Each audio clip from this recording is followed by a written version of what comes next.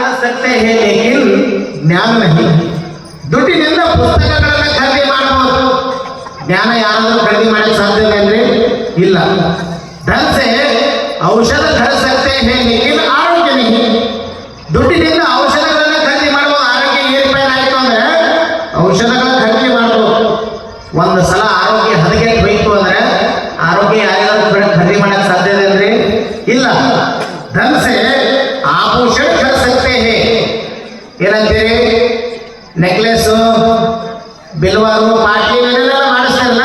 धन से आभूषण खरीद सकते हैं लेकिन सौंदर्य नहीं. ದುಡ್ಡಿನಿಂದ ಸರಮಾಲೆಗಳನ್ನು ನಾವೆಲ್ಲ ಖರೀದಿ ಮಾಡಬಹುದು, ಸೌಂದರ್ಯ ಯಾರಾದರೂ ಖರೀದಿ ಮಾಡ್ಯಾರಿದ್ರೆ ದೇವ್ರ ಬಗ್ಗೆ ಸೌಂದರ್ಯ ಹಂಗೆ ಇರ್ತದೆ. ಹಾಗೆ ಕವಿ ಹೇಳ್ತಾನೆ, धन से सब खरीद सकते हैं लेकिन ಶಾಂತಿ नहीं, ಶಾಂತಿ नहीं, ಶಾಂತಿ नहीं ಅಂತ. ಹಾಗಾಗಿ ಆ ಶಾಂತಿ ಎಲ್ಲಿ ಸಿಗ್ತದೆ ಅಂದ್ರೆ ಜಗದ್ಗುರು ರೇವಣಸಿದ್ದೇಶ